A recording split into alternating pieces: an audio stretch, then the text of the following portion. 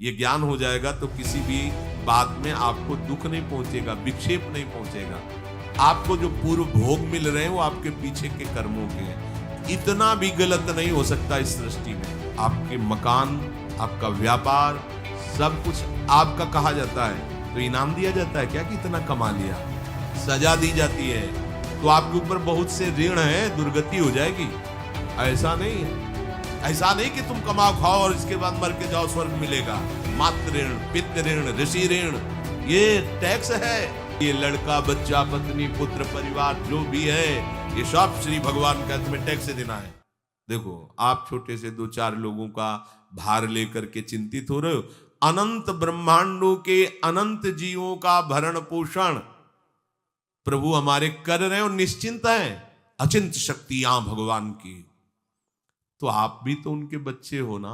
ये सब कहने का मतलब है आप भी तो उन्हीं के अंश हो ना। 2-4 की चिंता में इतने तुम बावरे हो रहे हो, डिप्रेशन में पहुंच रहे हो। 2-4 कामनाओं के पीछे इतने। अनंत ब्रह्मांड तुम्हारा जो अंशी है, अनंत ब्रह्मांडों के अनंत जीवों का अनंत काल से भरण पोषण करता चला रहा है। कहीं भी किसी के साथ कुछ भी गलत नहीं हो सकता। जैसे कहते हैं कि क्या गलत हुआ, देखो ना अभी तो बच्चा था, ऐसा ऐसा हो गया। तो तुम्हारी दृष्टि में बच्चा है, पीछे तो बहुत पुराना है ना। जो कर्म करके आया उसका फल। कहीं भी गलत किसी के साथ नहीं होता, ध्यान रखना। जहां कुछ होता है, अभी हमने देखा मानो कि ये तो बहुत गंदा है, तो सीधे जा रहा था, ये आदमियों ने मिलकर इसे पीटा। अभी सीधा चल रहा, पीछा टेढ़ा चल के आया है और जिनको पीटा है वही आके इसे पीट रहे हैं। अब हम वर्तमान को तो देख रहे हैं ना, पीछे की बात तो देख नहीं रहे ना। और भगवान पीछे की देख रहे हैं कि इसने पीछे बहुत ऐसा गलत किया, उसका हिसाब इसको मिल रहा है, इसलिए चुपचाप देखते रहते हैं। ध्यान रखना, इतना भी गलत नहीं हो सकता इस सृष्टि में। वो कैसे गलत नहीं हो रहा? अभी तो नवयुवक था, उसने कुछ ऐसा किया ही नहीं, अभी तो नई अवस्था थी। अभी तुम्हें दिखाई दे रहा है 15 वर्ष का है, लेकिन भगवान देख रहे हैं मेरा पुरातन अंश है, किस जन्म से क्या क्या करते चला रहा है। ये ज्ञान हो जाएगा तो किसी भी बात में आपको दुख नहीं पहुंचेगा, विक्षेप नहीं पहुंचेगा। नहीं, बड़े बड़े विक्षिप्त हो जाते हैं। एक गौतमी नाम की महान तपस्विनी थी, महाभारत में कथा आती है। उसका एक ही पुत्र था और उसको सांप ने काट लिया। तो वहां की कुल भील उठा के लाए और कहा, है देवी मां, ये देखो सांप ने तुम्हारे बेटे को काट लिया। तो उनका इतनी सामर्थ्य सांप की कैसे हो गई कि मेरे बेटे को काट लिया और मेरे से भय नहीं माना। आकर्षण वृत्ति जीव ही की, सांप सामने आ गया। तूने क्यों काटा? मैं तुम्हें भस्म कर दूंगी। सांप ने कहा, पहले हमारी प्रार्थना सुन लो। मेरे सर पर मृत्यु ने आकर के अपना शासन जमा लिया और कटवा दिया, मेरा कोई दोष नहीं। मृत्यु का आकर्षण किया। महान तपस्विनी, भगवान व्यास देव जी ने ये लीला कथा गाई है। मृत्यु का आकर्षण किया, साक्षात मृत्यु सामने आ गई, थर थर कांपने लगी। गौतमी जी ने कहा, मैं अपने तपस्या के बल से तुम्हें भस्म कर दूंगी। हमारे ऐसे निष्पाप बालक को तुमने सांप के द्वारा प्रेरित करके कटवाया। बोले, मेरे ऊपर काल का शासन है, काल ने मुझे प्रेरित किया, मैंने सांप को प्रेरित किया, मेरा कोई दोष नहीं। ये काल का शासन, काल का आवाहन किया, काल उपस्थित हुआ। काल ने कहा कि मेरा इसमें कोई दोष नहीं, इस बालक के पूर्व जन्म के कर्म के द्वारा मैं प्रेरित हूं। इस बालक के कर्म से प्रेरित होकर मैंने मृत्यु को प्रेरणा की, मृत्यु ने सांप को प्रेरणा की और इसने डस लिया। अब आप बताओ किसका दोष है?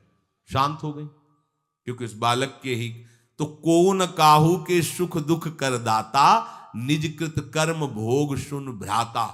कोई किसी के सुख दुख का हेतु नहीं है, अपने कर्म ही है जो हमको दुख सुख देते हैं। और ये भगवान देख रहे हैं। कोई, जैसे आपको अभी मनुष्य शरीर मिला, स्वतंत्रता है। अब आप जो पापाचरण चाहो छूट है, कर सकते हो, या जो पुण्य कर्म चाहो कर सकते, या भजन करना चाहो कर सकते हो। ये स्वतंत्रता केवल मनुष्य शरीर को दी गई है। आपको जो पूर्व भोग मिल रहे हैं वो आपके पीछे के कर्मों के हैं। तो जो ज्ञानी जन होते हैं, विवेकी जन होते हैं, आए हुए प्रारब्ध को भोग लेते हैं, नया कोई पाप नहीं करते, निरंतर भजन करते रहते, भगवान की कृपा से मुक्त हो जाते। अगर भगवान की शरण में नहीं होगे, भजन नहीं करोगे, तो आपके ऊपर बहुत से ऋण है, दुर्गति हो जाएगी। ऐसा नहीं है। आप यहां भी तो देखो ना, आपके मकान, आपका व्यापार, सब कुछ आपका कहा जाता है, लेकिन सब कुछ सरकार का है। हर चीज का टैक्स देना पड़ेगा तुम्हें। पानी का भी टैक्स देना पड़ेगा, मकान का भी टैक्स देना पड़ेगा, और तुम भी जो करोगे वो पैसा दो सरकार को। टैक्स तुम ऐसे फ्री थोड़ी जा नहीं होता, देना पड़ता है ना। आप मान लो नौकरी कर रहे हो कि हवाई नौकरी करे, तो उसमें सरकारी टैक्स कटेगा आपका, क्योंकि आप सरकारी आदमी हो, भारत देश के वासी हो। ऐसे ही ये टैक्स लगे हुए हैं सरकारी भी, मातृ ऋण, पितृ ऋण, ऋषि ऋण, ये टैक्स है।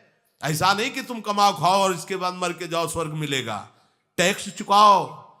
ये मनुष्य शरीर मिला, इन ऋणों से मुक्त हो। अगर नहीं हुए तो भी तुम्हें दुर्गति होगी। आप देखो, जब कभी ऐसी सूचना मिलती कि अमुक आदमी का अमुक धन पकड़ा गया, तो इनाम दिया जाता है क्या कि इतना कमा लिया? सजा दी जाती है। तुमने टैक्स की चोरी की, अगर चोरी नहीं की, मेहनत से कमाया या व्यापार से कमाया, दिया नहीं सरकार को, हाँ दिया नहीं, इसीलिए तुम्हें टैक्स की चोरी का दंड मिलेगा। सारा धन अपहृत हो जाएगा, तुम्हारी निंदा होगी, तुम्हें सजा मिलेगी। बोलो मिलती है नहीं?